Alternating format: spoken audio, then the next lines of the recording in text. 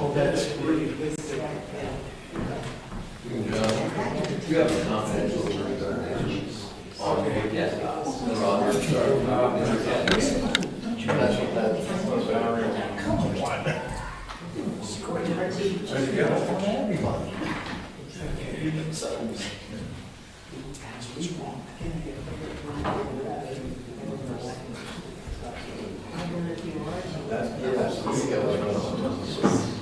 Yes.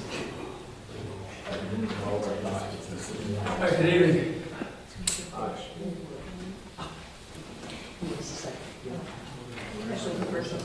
right, for this workshop meeting for June 7th, 2023, we will start a call to order as an announcement.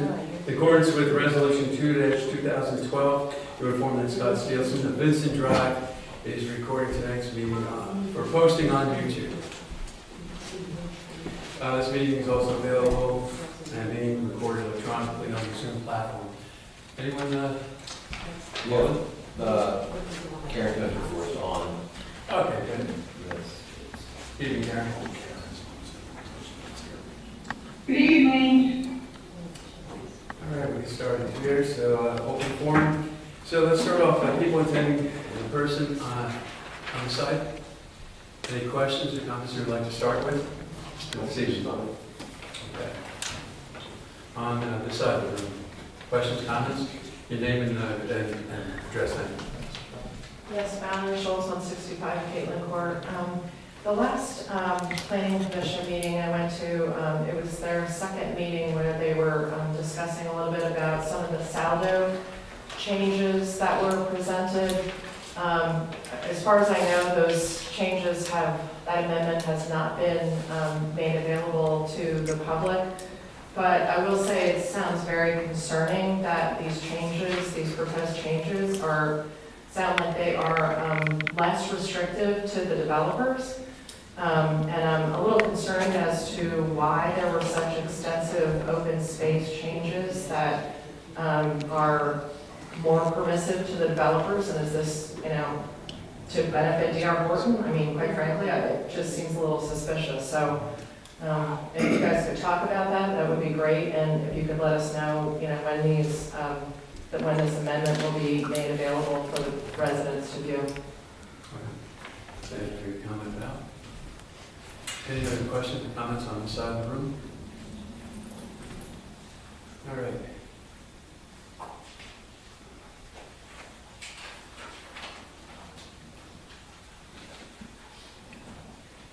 So, let me see if we have, okay, so I guess we could go to the business at this point, review the draft agenda for the June 14, 2023 regular meeting, Board of Supervisors for June 14.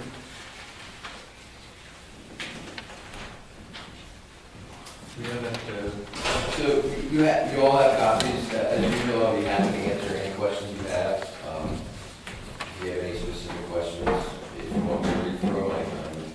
if you could point out the business items that we'll be covering in the meeting. Sure. Our normal consent items, which is approving Board of Supervisors meeting minutes for May 10th, May 2023 managers reports, the zoning and building reports, Pennsylvania Police Crime Stat report for May, accepting the Chester County Library Impact Report for 2022. If there was a Park and Rec meeting that was conducted with a quorum, we would accept that. Draft minutes of Planning Commission, the engineer's report, solicitor report, Twin Valley Fire Department reports, and the Huntington Company Fire reports, and Huntington Elders. After that, we go over the department reports. Monthly, we do Public Work Director, which is typically done by Christy, and then she has an administrative report. My report is printed, I answer any questions, and then we have land preservation, planning, and rec. Under new business, typical is, the first one is approving the list of bills for payment that are prepared by the treasurer and the associated treasurer's report. Approving an extension for Steve Longnecker's term on the Park and Rec Board. We've been doing terms other than the solicitor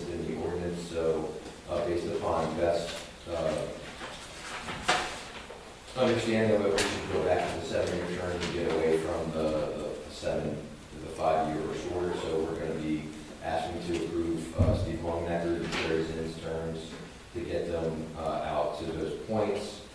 Additionally, you have the option to appoint Summer Keel and Kevin Dockery, who have put cover letter and resumes in for the 2 of the 3 open spaces on Brecken Park. The Huntingburg Community Library asked to have a appointment on their board of trustees, Colleen March. Her resume is attached to your agenda items. And then taking a position of support, no support against the zoning variance 2023-6, Levi Fisher, TPN 22-3-48.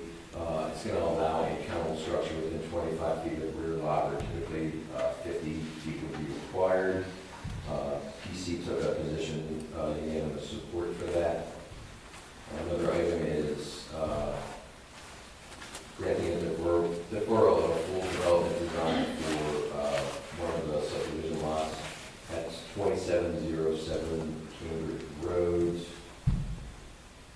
And grants on the same property final plan approval based upon the Township Engineers letter. Planning Commission recommended granting both the waiver and the conditional final plan approval.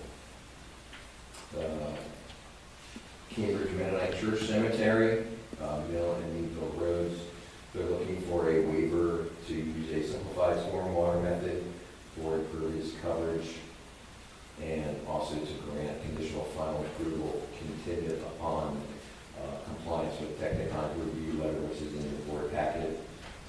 Again, the Planning Commission recommended granting the waiver and the conditional final plan approval. And then we have to accept the withdrawal of some subdivision plans 2016-2 and 2021-13 from Westbrook Drive. They have an updated plan, and we can only have one plan legally in front of the township, so those previous plans, while they have not been followed through with them, we actually have to take an action to allow them to remove them so we can work with the most current project, which is 2023-2. Number 11 is the Twin County Business Park. They're looking for some saldo waivers involving the street center line radius to be 100 feet at the existing cul-de-sac, allowing pins in lieu of monuments except along the PennDOT right-of-way along that street, and allow a scale of 1 inch for 100 for the title and existing future plans. They are asking for some stormwater waivers for some basin pipe that's outside of our standard, allowing basin outlet energy to be within 25 feet of a lot, existing drainage easement, and some other stormwater improvements. And then finally, give them some direction whether Westbrook Drive would remain a cul-de-sac or have a connection with Route 10, which is the current design. Planning Commission recommended granting the waivers from the saldo and the stormwater. The street's going to be a little bit more complicated because PennDOT might have some say in it, so it would be best to have Mike here to give you a little bit more explanation as to the process. And again, Don, our roadmaster, did believe that a through street would be more relevant for the traffic that's coming across. And then we have some fund releases partial for Chestnut Ridge Stage 1, Stage 2, and Stage 3 for various items which are noted here. And then the final portion is taking a position of support, no support, or against the zoning variance application 2023-7 for 335 Pleasant View Road, which would allow the attached accessory dwelling, which is a little over 2,400 square feet, to be more than 50% of the size of the principal dwelling. The notes kind of go into it, and again, the Plan Commission took a unanimous position of support for that variance. Any other new business, which isn't noted, but that would be anything that the Board of Supervisors would like to bring up and discuss. And then we have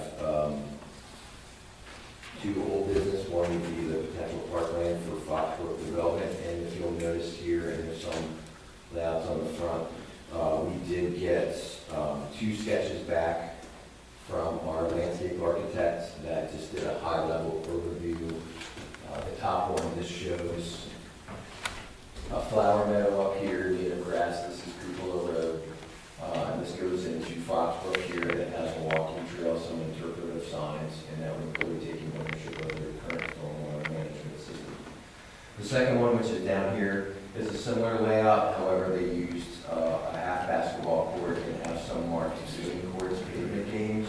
This has an open lot, a tot lot, a youth playground, and this is just showing what potentially could go on the site.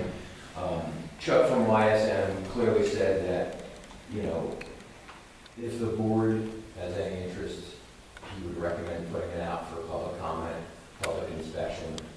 And if there seems to be interest in the community in doing something like this, we would have to do at least some portion of what we did at James Humble Park and have an official meeting where residents could come in, provide input, have some engagement, which would direct the ultimate outlay of what a park could be. We would not be able to get any state funding or county funding without having some type of community involvement. There's a copy up here. Chuck from YSM is fine with us putting that onto the internet, leaving it out into the lobby for inspections. He has no issue if someone wants to take a picture of it and post it on community boards just to kind of see what they're looking at. But again, he's struggling a bit because without knowing what the community wants, he just kind of showed what he believed could fit into this parcel and still provide some type of access to the community. He does know it looks more like a neighborhood park, but it would be a township-owned property, so obviously we would have to have the access, which is why we added some parking spaces up onto Cupola Road. If it's just a meadow, it would have 6 unimproved spots. If it had the second version with some type of facilities, we're small, we have a couple more parking spots, ADA compliant, and then we'd be able to pull and turn around and back out. But again, that's just his brainstorming of what he sees could be useful in that park area. And again, this is not set in stone, this is just him showing if we make it nature, or we put very small amounts of facilities in there. So while it's open to the public, it would not be considered what a destination park is, like James Humble Park, which has baseball fields, pavilions, pickleball courts, a future skate park. So this would be generally probably limited to people that just know about it, get to there occasionally, and spend a small amount of time there. And that is the entirety of what's on next week's agenda. So if there's specific questions, I'd be happy to answer them. Some questions might need to have some responses from either our engineer or our solicitor if it details some more specific requests. Thank you, Warren. Any questions from the board? On the term, you said there was an extension. Correct. So we've been appointing people to 5-year terms in our ordinance as set.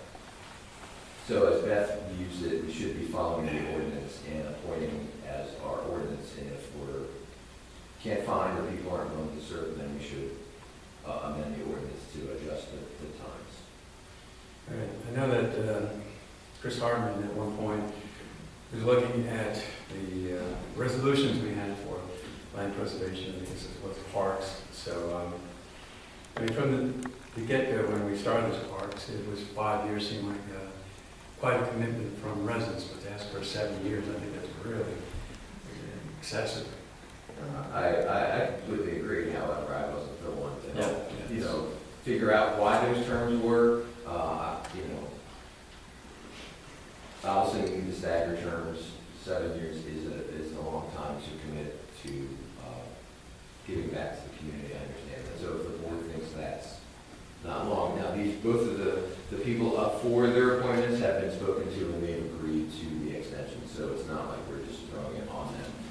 Christie has reached out, kind of explained the situation, and they're both willing to accept those extensions and put them in line with what our Park and Rec says they should be.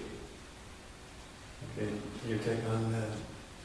Extending the terms? Are you allowed to have 2 different terms, or could you have I would have to ask Beth, I don't see why if you spelled it out, you definitely would want to make it that all terms are staggered, so you're not replacing a majority of the board. We typically do have them coming up on one-year cycles, at most two, for a reappointment. So I would have to reach out to Beth. I don't see why they couldn't have some type of option A or B. It'd have to be either 3, 5, or 7, honestly, to ensure that we have that turnaround. Yes. So I think we have to take a look at that a little deeper before we get into any changes. So if we wanted to amend the ordinance to bring it down from 7 to 5, I mean, what, If it's a resolution, we can just make another resolution. If it's an ordinance, then we have to have a public hearing, offer testimony, and have public comment, and then make a decision because an ordinance is a law. So we have to have a specific, we have to advertise it, what our intent is, what we're looking at doing, and then, go down that route, which is the same process as what's going to happen with us selling. In the past, I mean, we only had a limited number of committees and commissions, and that was covered in the ordinances like the planning commission and things like that. But once we started going into parks and recreation, land preservation, then we were doing it by resolution. But then Chris Harmon at one point advised us that they should be consistently done by ordinance. So that's how that developed. And again, I can't tell you whether people are not interested in applying, or I've not heard anybody ask or reach out and say, if the term was shorter, I'd be interested. Obviously, we've seen you're willing to resign from their position at any point. Most people have served, many, many terms or, several years, so. And Parks and Rec, I think the lifespan has been about 10 years for most of the people, Lee, Hellers, Treese, and others.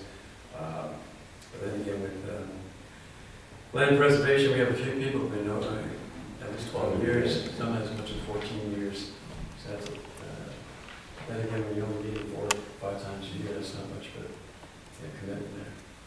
So we have not gotten any concern, just to reaffirm with the board, of any member saying they think the terms are too long. And again, I have not gotten the feedback that people aren't, applying because the commitment is that length. Thank you. On another item, that was brought up about the setup changes. I mean, could we have in the next workshop meeting a page turning to look at some of those changes and specifically asking why? I mean, I saw some of the changes were nothing more than just corrections, typos, or just inserting new definitions to be consistent across those ordinances. So if there's any areas that has some Sure. I will just tell you, the fee in lieu, the park and rec portion of that was driven by Steve Landis. Yeah. So Steve Landis came through Parks and Rec. So the changes in what the developer fees would be, that has not been accomplished in my term here since I started. Those were driven by Steve Landis, and that was his opinion of how saldo should be in effect here. But because it went back to PC, all of the members of the planning commission are now going to put all their notes, their comments, their concerns, and they're going to address them back to Jennifer Van Dyke, who is the engineer on the planning commission, and then that's going to come back to the engineer, Mike, Beth, and myself, and then we're going to call all those notes, and again, then see what changes the planning commission is recommending, and then come back with something that more meets what the planning commission envisions saldo. And then, there could be several rounds of back and forth. And then once that's going to come back to the board, again, it's an ordinance, so it's a law, so it'll be a publicly available document. There'll be a hearing, there'll be testimony under consideration. Again, there is no deadline for this. This project, the saldo revisions has been going on for numerous years. I would like to have saldo match up with zoning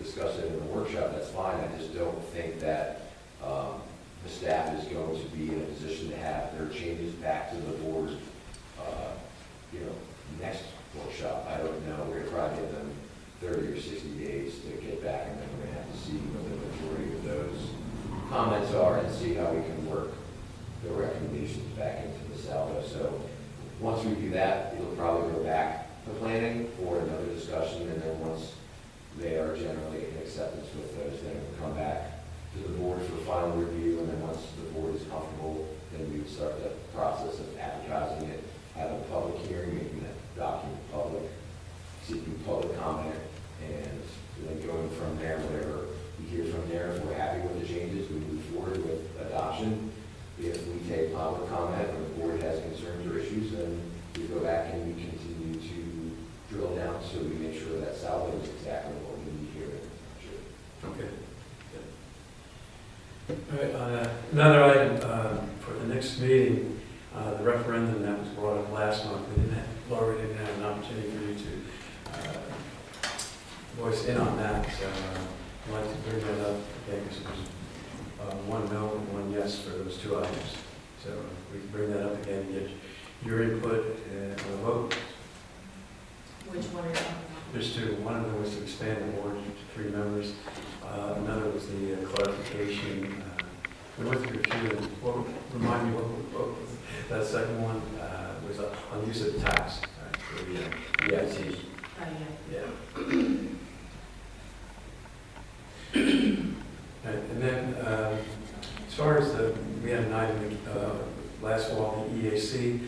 I feel that at this point, even though I didn't come up with a final ordinance, that it'd be best served if the community engaged in that, and if there's value in it, the board can reconsider it again. There's an opportunity for a local EAC to work with the Western Chester County COG. In the last meeting for the COG, we did talk about law enforcement, so they did say that if there's some proposals, I mean, Trace, I think you attended that meeting about 12 years ago when we had a resident who was helping us, and he presented on law enforcement to the COG. On another item, we've had our first meeting for the planning of the veterans ceremony, and we're determining whether we're going to meet, have the Sunday ceremony before or after the Veterans Day. Ideally, it would be the 12th. It's just a matter of making commitments for that. Also, it was brought up in a recent meeting, and we discussed last year, comp plan, referred to as a task force, to start putting together a group of residents to get moving on updating our comp plan. So that should be a 10-year cycle on that one. Then that should be followed with the land preservation as well, because that's about another year subsequent to the comp plan updates. And then some of the audio challenges that we have in this room, I think we need to figure out once and for all, these ceilings are not appropriate for recording meetings. The quality that improvements that we've seen on YouTube make it pretty well, but you see fluctuations in people's voices. Sometimes these microphones work, sometimes they're not picking up our voices well enough. It's difficult when you're listening intently and you're cranking up the volume and you still can't get a clear so there was a suggestion, one suggestion of putting the speakers back there. Mr. Steelson offered some recommendations and offered some assistance. So I think if we could take a look at that again, because as you see, like a day like today, it might have been ideal for us to call in on Zoom rather than come out in this kind of weather. I heard the Yankees canceled their game tonight, so I think the Phillies might be doing the same thing. And then on the ordinance enforcement, we're still having problems with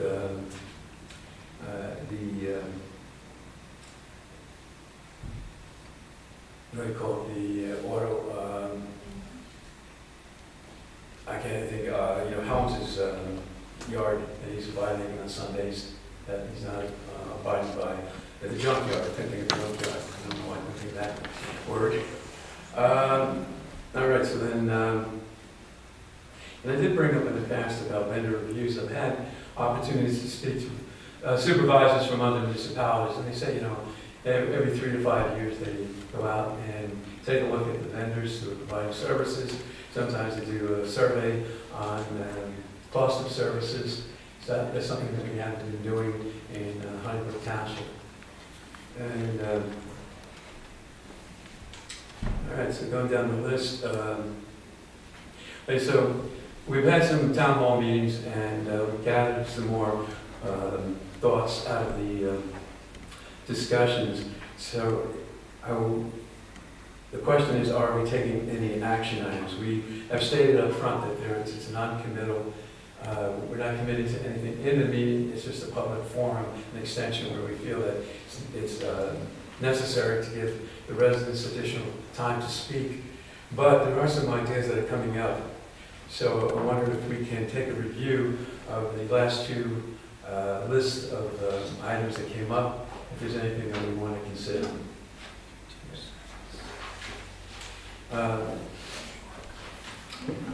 Mr. Kaufman, Levi Kaufman, had brought up about the process on kennels.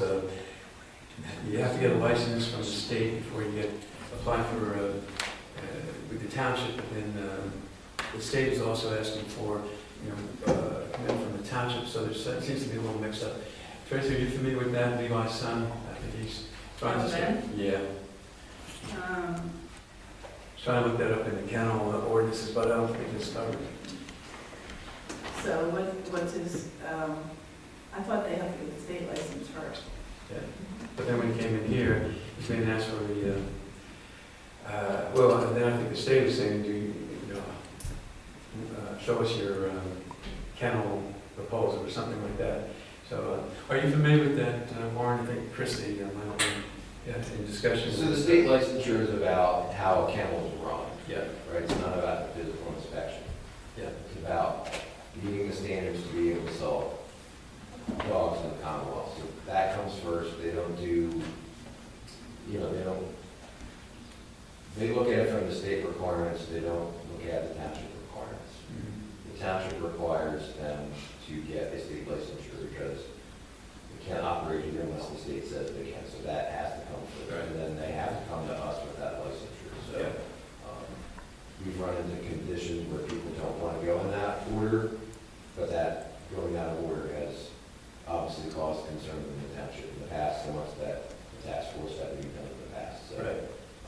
we were very firm that they have to understand the legal requirements to sell dogs for the Commonwealth before we consider the property. If we do the property portion first, and then they don't have state licensure, then you just get right back to the Did we ever follow up on one of the requirements? Because when I started that task force, we were trying to harmonize rules and regulations with the state, and that was one of the accomplishments there. But the requirement, and the kennel owners agreed to say that every year they would produce proof of current license. And have we been doing that? Because last time I spoke to Christy, probably 2 years ago, she said with the pandemic, we weren't following up on it. So now we send out kennel renewal form every year. Yeah. Part of that is show proof of licensure.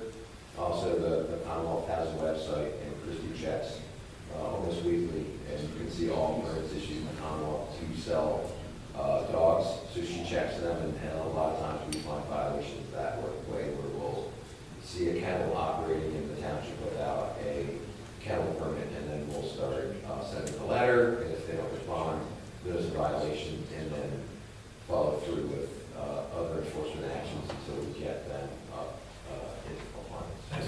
Has it been a problem for us? Is it, A few. Yeah. A few. And again, sometimes it's a little bit of a misunderstanding because again, government's complicated when you deal with state, local, county.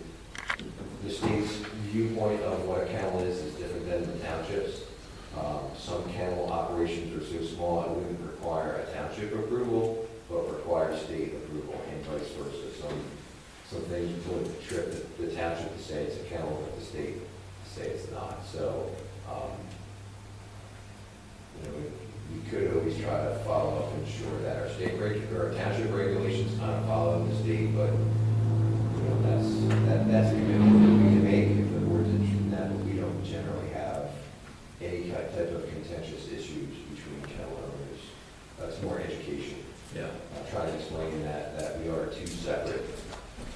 agencies, and we all have our own roles. We deal with health, safety, and welfare of the residents, and I'm also set standards for operating that type of business. All right, so another thing that we're approaching a budget for next year. So one of the things that we need to do is provide a performance evaluation for our township manager. That was something we started last year.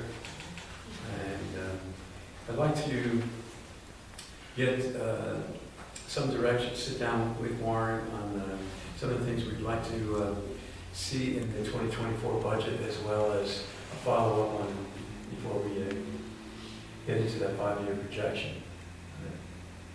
That 5-year projection, of course, so it's not a commitment. It just gives us some kind of planning tool and gives us a sense of what we need for revenue going forward. Some other items that have come up, we adopted a resolution on a climate action plan last year. So West Vincent Township, they had a hearing on Monday, and I was asked to attend that, and I spoke at their meeting along with several other people. So they're moving forward on that resolution. Also, at the end of this month, Chester County Association of Township Officials will be doing our spring conference. This is a postponed date. It's been announced. I'll be moderating the Climate Action Plan Committee. So we'll break out into 4 different committees around 10:30. Here some discussions. Also, East Battlefield Township, they have a meeting coming up. They sent out a broadcast message on that.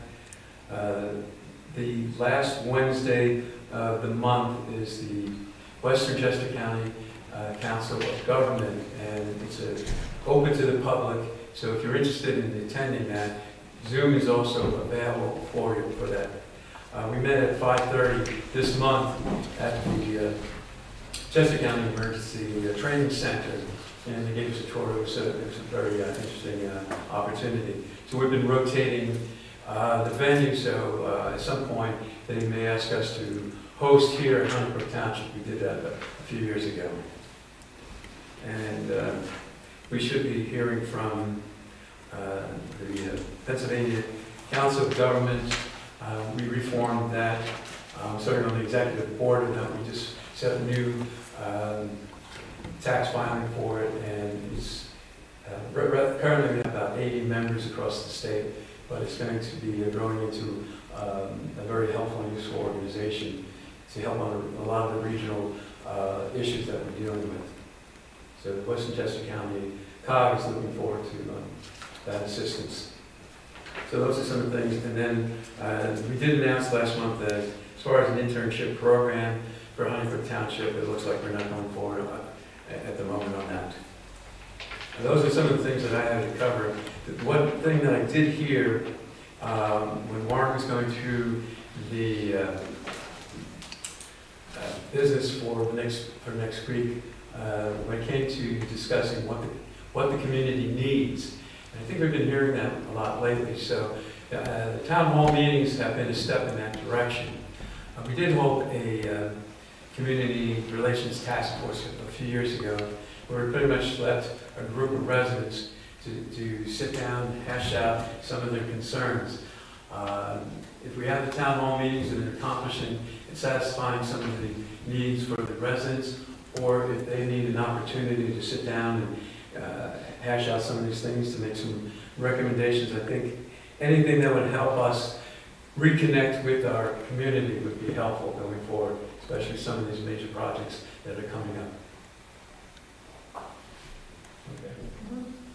And looking down my list, I think I pretty much covered just about everything that I felt was we needed to cover tonight. Anything else from the board? Well, I was just looking at the points from the town hall meeting. The number one thing I have in my notes that I wrote down was update possible Foxbrook development. And that is attached to old business, so we can talk about it monthly. The second thing was Brandywine Hospital off as old business, which is accomplished. Yeah. The third thing was update on the intersection of Chestnut Tree Road and 322. And I think we did talk about that at that meeting, but we could, well, I think Warren gave us a summary of, was it Warren that gave, was it you that gave us a summary of the different municipalities involved in the? It involved West Nipmuc and West Brandywine. Yep. But that would be an opportunity to reach out to Representative Dan Reeves. His office has reached out to us. They would like to meet with the board, if you want to do that.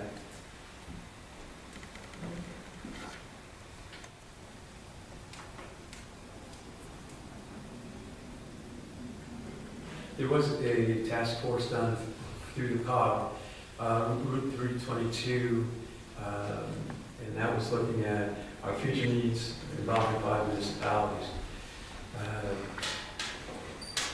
I know that we circulated that at this time. I don't know if you're got a copy of that. Okay, so we identified 2 intersections for Honeybrook Township, obviously Chestnut Tree Road, and the other was Icedale, and that was brought to the attention in the presentation to the Chester County Commissioners. So they're aware, plus about 5 others that we know of. Guthriesville, that one is certainly on the top of the list. West Brandywine is already in progress with a project with the state. They're going to provide some easing lanes on at the 82-322 intersection, which is badly needed. Getting in and out of that is very tough. And I think we mentioned that a few weeks ago about They're taking some land from yeah, and the problem, of course, is the historic Right. preservation, things like that, slow these projects down.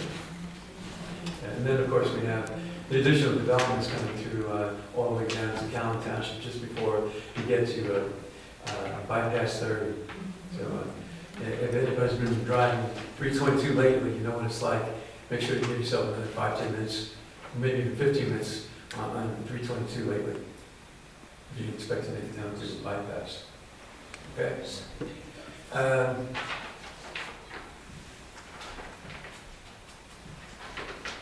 So, anything else that, What I had is item 5 was a high level look at the police coverage. yes, What are our options and what would that potential cost be?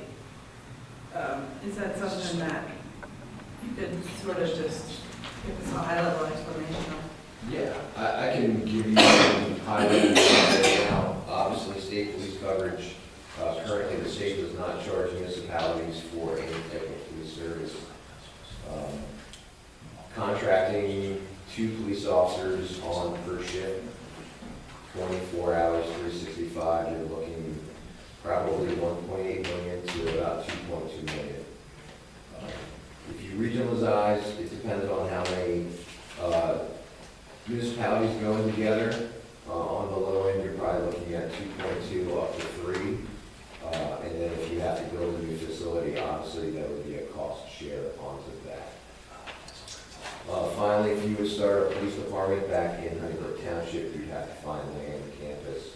The cost would probably be a little bit less than cost sharing with a regionalization.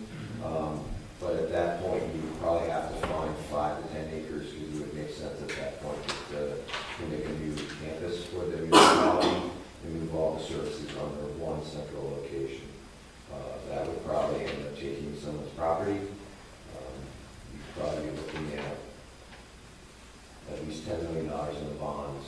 And also understand that by Commonwealth law, once you start a police department, if you're not happy with it or you think it's a bad decision, you cannot abandon that use. You have to continue to pay for it. You have to show some type of situation where it's either going to bankrupt the township after taking all types of other actions to ensure that you can pay for that service, or something like when they disbanded the police department, 27 other legal actions would have to come into play. That could be a recommendation from several agencies to disband the police department. So this is not something that you should take lightly. Obviously, having law enforcement is a township decision. It's not based upon any other things than the wishes of the board. You are elected by the community. If you do a regionalization study, they just do a formula. They don't look at your crime stats. No agency is going to come in and tell you whether statistically you should or should not have a police department. That is a township or municipal government decision.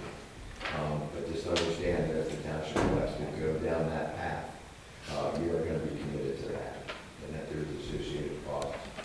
If you regionalize the police department and it breaks up, we are still obligated to take our portion of that force, bringing back in-house commitments. If that's a long-term and people have started investing in pensions, we have lifetime commitments to those people that have earned pensions, whether that police force has been dissolved or not. So currently our general fund runs about 2.4 million. So if you're looking at doubling that cost to just get a full-time police department, and again, that's just running the department, that's not the startup costs. So currently, our general fund is primarily through a 0.5% earned income tax. 0.7 of our 1.35 mils goes into the general fund. That gets us about $384,000. And then real estate transfers, permit fees, other pass-through costs through the state gives us money in, but typically that's money out. So you would probably have to raise another 2.5 million a year.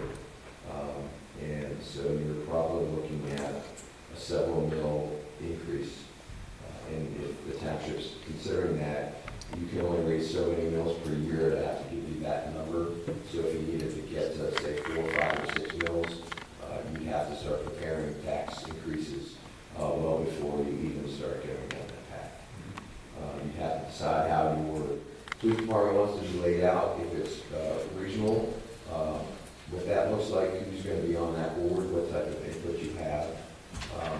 If you do a contracted service, you're guaranteed so many officers in your township. The township has no oversight of the actions of the police department, can't direct them to do certain things. You're literally paying for a service. You have some standards that 2 officers, hypothetically, if you're paying for that, would be in the township. So, But that was the purpose of what we did the task force a few years ago, to lay out those options and say, okay, here's the 5 possibilities, 4 that we would give some consideration, and then put a dollar figure to it, and then at that point, we would be able to respond to the residents with some numbers rather than just say, we're looking into it. So that's part of what I think I'm hearing right now from the residents, is trying to get a better understanding. They know that it doesn't come free. And well, it's a high expense. It's going to probably it's going to cost a lot more than our general fund. yes. And again, I was a police officer for 29 years, and managers want to have bigger budgets, they want to have more employees, so I'm not leaning one way or the other. I do look at our crime stats, and I can, just from being a police officer for many years, I can see which calls, are high priority, ones are just common sense, and ones are just fillers. The other thing to take into consideration is the current state of law enforcement is that you might not get anybody that's interested in providing a contract to us, because all police departments throughout the country are struggling just to keep up with their own numbers. So I'm not sure if they'd be willing to take an obligation to, say, double their police force for a contract that, say, lasts 3 years. Because the onboarding process is very hard. Officers would probably not apply to a police department if they know they're getting hired to be contracted out, and that contract is a very short term. Police officers don't typically vest their pension until 12 years, so if you leave after 10 and you go to the neighboring police department, you start at year 0. And it's already 25 years of service, 55 years of age before you can retire, and it's hard to continue to restart. So officers are more picking the locations they want, and again, the opportunities are out everywhere. So I don't even know, should the township decide to go down that route. And again, this is a multi-year process. So the status of what's occurring in 2023, by 2025, you know, there could be a resurgence in interest in law enforcement. But Well, I think that's part of what we're hearing lately is that we know that there'll be more people coming into the area. Roads are going to be congested more so than they are already. And the point came out before, like what exactly are the police needs? I mean, we don't have serious felonies, fortunately, but you know that could occur. We do have the state police come in from time to time for municipalities when they don't have those services. But if we were to do another one of those task force, I would just say it's going to take at least 18 months to 2 years to pull that thing together, and then be able to say to the residents, here's your options, here's your projected costs, and yeah, so that's the expectation. Bob, go ahead. Hi. Just two things. I'm hearing the costs, and they sound substantial. Like it's double the budget. I've lived here for 25 years now. We had a police force when I came here, was expanded. My taxes did not go down. What happened? I mean, it was double the cost of our budget. What the heck happened there? Because my taxes go up every year. They've never gone down. And if somebody cut the budget in half a dozen years ago, what happened to it, number one? And number two, have you looked into the town, the borough has been kind enough to send people in here for various reasons. Is it possible to have a task force go talk to the borough and say, would they be willing to maybe combine forces with us, put on 2 or 3 more police at our expense, but then they would be dedicated here. Then we're not buying land, and we're not buying equipment, well, they're probably in the car, so, but we're also not spending $3 million to do this. We're in joint partnership with the borough to have them add some police as they can and have some responsibility here.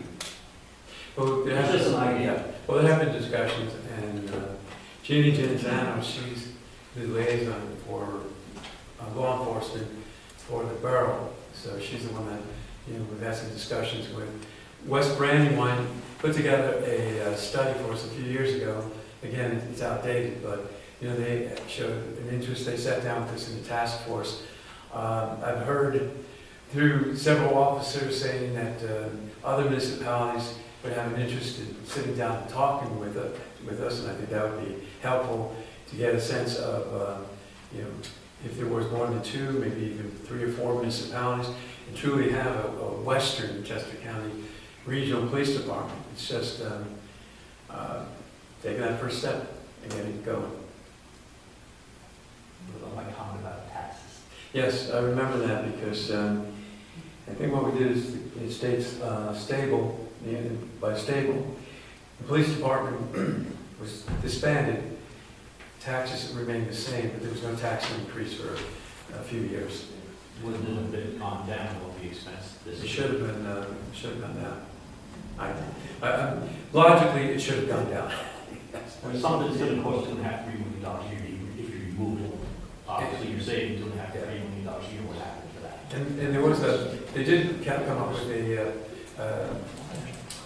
presentation on, in 2005 when they were disbanding it, and they showed all the numbers and the charts and where all the money was spent and where it would be going, things like that. I had a copy of it one time, but I think I sent it in back there. I don't know if it's still laying around, but that would answer your question.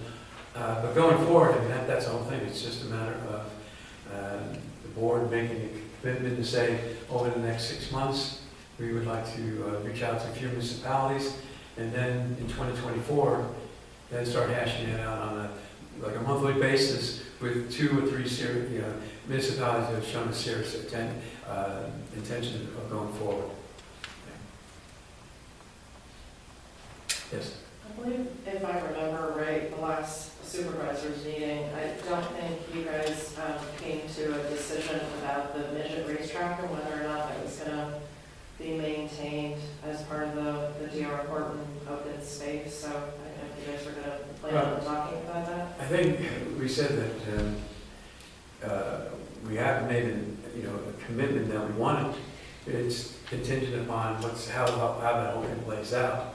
And I don't think the board has changed for myself. Okay. My opinion. Yeah. Yeah. No, my opinion hasn't Yeah. changed. I mean, it really, Yeah. we're not at that point. But yeah, because we it's- don't yeah. know what's gonna happen. That we with can't these say things. guarantee.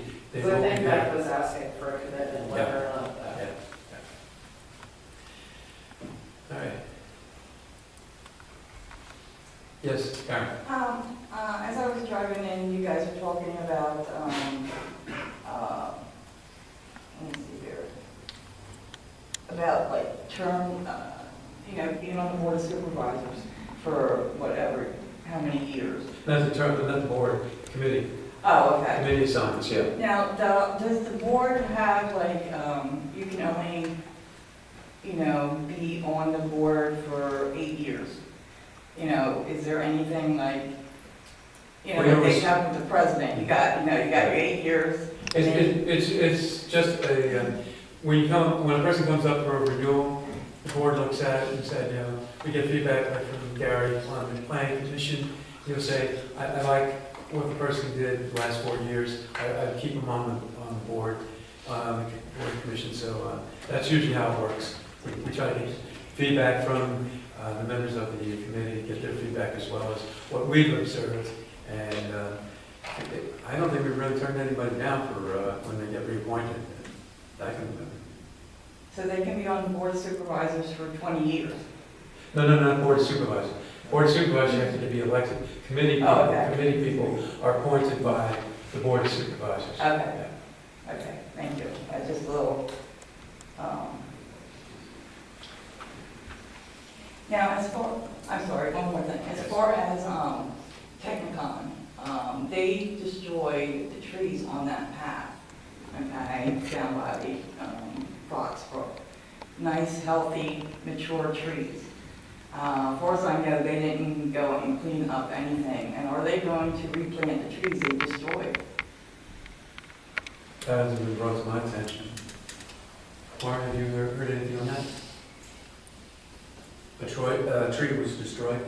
There were several trees that were destroyed to put that walking path in. Okay, so that's, okay. Then I did see some of the trees that, So that was part of the final plan, obviously, that, they had to get woodland permits, so that was all part of the Saldo plan approval, which again occurred before my tenure, so. There were some that died after the path was put in because of all the explosions. There was a number of them that had to be taken down recently. yeah. They need to replace those trees.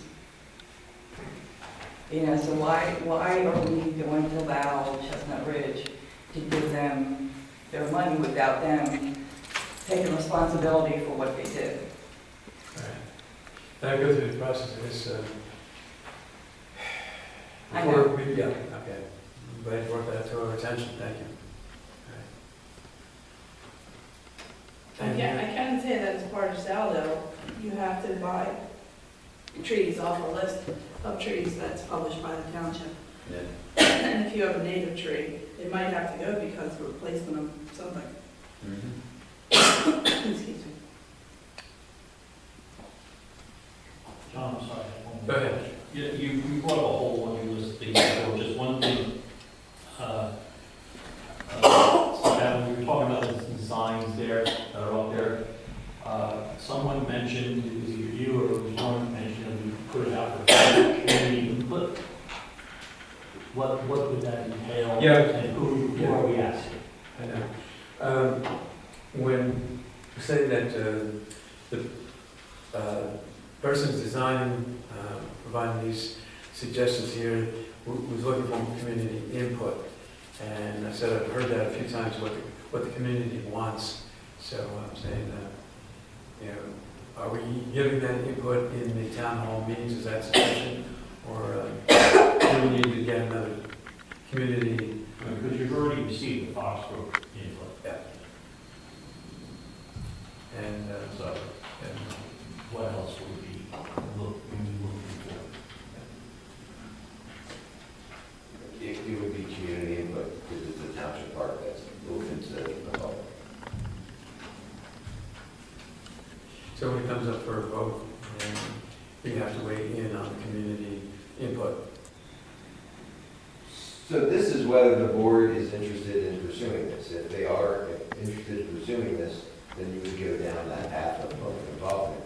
But if the board has no interest based upon what they've seen, and and they don't want to move forward, well, then there's no community involvement if the board's not interested in going down that path. So at the next board meeting, this is part of the old business. I assume the board will have some discussion and potential deliberation about the next steps as to which they want to improve, and depending on what the board input is back to me, it's going to depend on what steps the township takes in. And what is the proposed cost of each of those plans? No clue. We're not there yet because we don't know if the board is interested. Question? Yes, So is the board going to vote on this on the 14th? If there's an interest? They're going to have discussion. I don't know if a board member is going to ask for a vote or not. I don't know. Okay. And so they will not know how much it would take to, even just the cost of the stormwater? The stormwater's already there. Right. But didn't you say the township was going to take over? Well, the stormwater's on that parcel, and if the township takes over the park, that parcel, then the stormwater is there. There's, the maintenance for stormwater on that parcel right there is going. Okay. But again, there's county and state grants. We typically can get a few $1 million. This wouldn't cost the township much, if at all. It might be all covered under grants. But again, there's no reason to start looking down that path of what it costs if the board aren't interested in even looking at it. It's not worth the administrative time to start getting numbers. And if the board next week says, it looks interesting, get us numbers and bring it back, and then based upon the numbers, we can decide whether we're going to move forward, well, then that would be the direction the board would give you.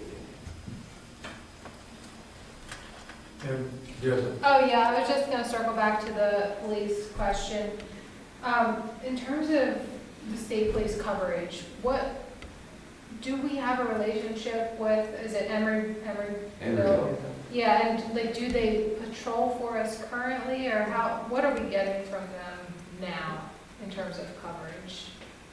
Do we talk to them, do we tell them where our problem spots might be, or things along those lines?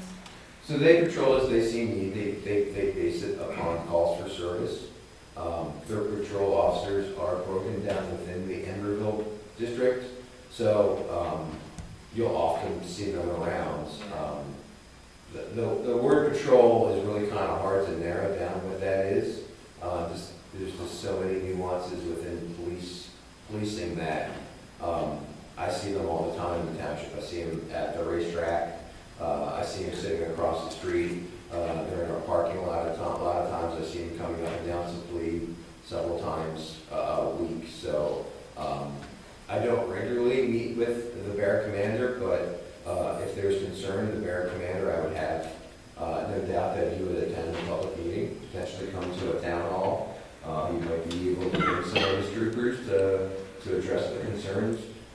They're a public agency. If anybody wants to go down there, just like if it was a in-house police department and speak to the barrack commander, they would sit down and listen to your concerns and maybe give you some information that will help you understand what they deliver for services. Yeah, I was just curious what we were getting from them currently. You're getting all services. You're getting patrol, you're getting criminal investigations, you're getting DUI enforcement, you're getting them going to court prosecuting, you have accident reconstruction, you have officers that are mixed-app, which means they can do higher level truck inspectors to ensure that all of the trucks driving on the roadway are meeting federal regulations.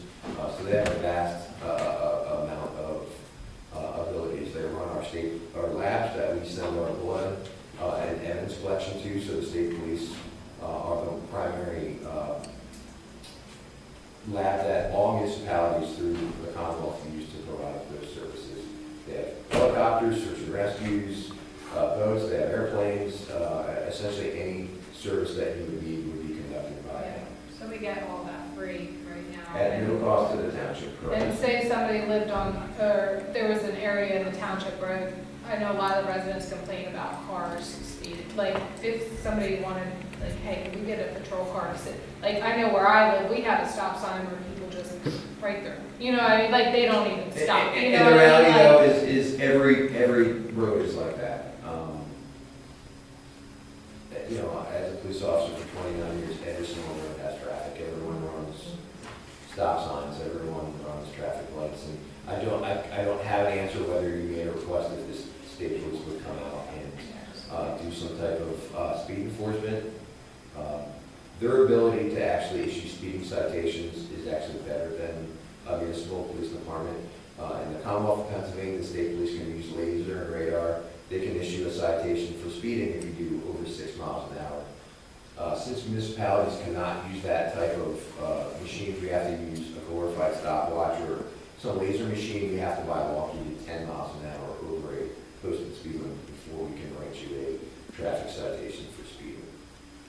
So in the past, the very ingenuous police departments would actually have the state police come out and use their gun. The officers in the municipality would stop and write the citations. So I don't know whether if you reached out to them, if there's interest, I could see if the bear commander of Emeryville would be willing to come out to a board meeting. But it have from time to time. And there have been opportunities, like on Morgantown Road, I was getting complaints about the speed, so Steve Landis called up barracks and they said they would increase the patrol. And then 6 months later, I got feedback from the residents. They said they saw some improvement. People were slowing down a little bit because the state police car coming by once in a while forces people to slow down. All right. Anything else before we wrap up for tonight? All right, I think we covered on this side here, and we have nobody. Karen is now here in person. Yes. Thank you. Yes, go ahead. I guess maybe just Laura's opinion on those 2 votes. Are you going to vote on those 2 votes that you were not here for? Is that going to be next week? Tonight or? No. No. Will that be next week? No, Yeah. coming up on. There would have to be another motion because that motion failed. Yeah. Okay. All right, do I hear a motion to adjourn? I'll make the motion. Do I hear a second? All in favor? Aye. Okay, Boston, come from the cloud outside. You see the skies and then it's orange. Good night, everyone, and thank you for coming out. And try to stay inside as best you can.